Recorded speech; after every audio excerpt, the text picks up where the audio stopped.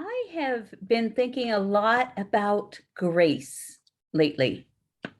We hear about grace everywhere, right? We serve a God of grace. Give each other grace. As Christ has given us grace, let us extend it to others. And I think sometimes we use the word so often that we sometimes don't ponder what grace means. And so I want to maybe use some scripture from Ephesians and look at grace from Ephesians 4, verses 4 through 8. And rather than just say the word grace, really delve into the meaning of grace from scripture. There is one body and one spirit. You were appointed to one hope when you were chosen. There is one Lord, one faith, and one baptism. There is one God and Father of all. He is over everything. He is through everything and he is in everything. But each one of us has received a gift of grace. These gifts are given to us by Christ. That is why the scripture says, when he went up to his place on high, he took many prisoners. He gave gifts to his people. A gift of grace. You know, often when I talk to people, I say, well, what can I do for you? And often I will say something like, I am praying for you. And is there anything else that I can do? Maybe it's a gift of grace.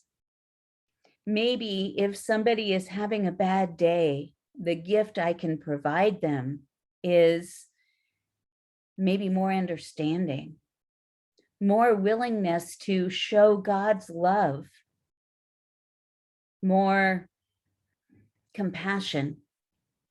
So this scripture, when it says there's one body and one spirit, you were appointed to one hope when you were chosen. We were each chosen by God. We were chosen not because of anything special we have done, but because he loves us so much that God extended a gift of grace. We didn't earn it, but it was extended to us. Sometimes we hoard that grace and we don't extend it to others.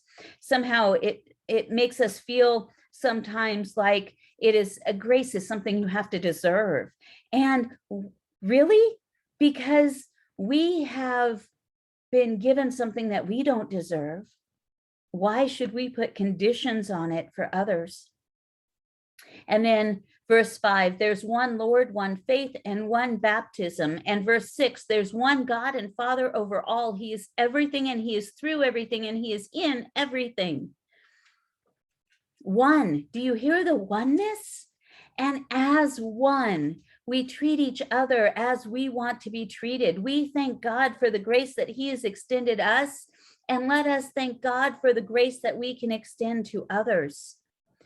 Verse 7, but each one of us has received a gift of grace. It is a gift, and the grace is given to us by Christ. This is an amazing gift that we get to pass on.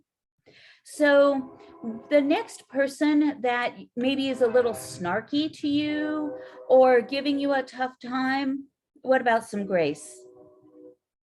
For those times that we are snarky to other people, we want that grace. For the times that somebody isn't feeling their best and maybe isn't doing their best, how about an extension of a gift of grace?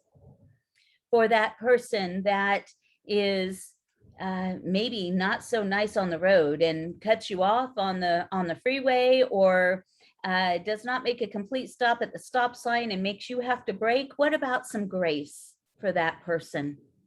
We don't know what is going on in that person's life, but we know that we can extend a gift that costs us absolutely nothing.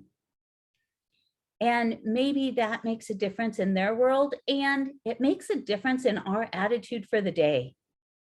So let's extend a little bit more grace, and let's have it make a difference, not only in the worlds of those, the lives or the day or the minute that is for somebody else that we're extending it to, but I think it makes a difference for us too. We can extend that grace. Grace changes everything.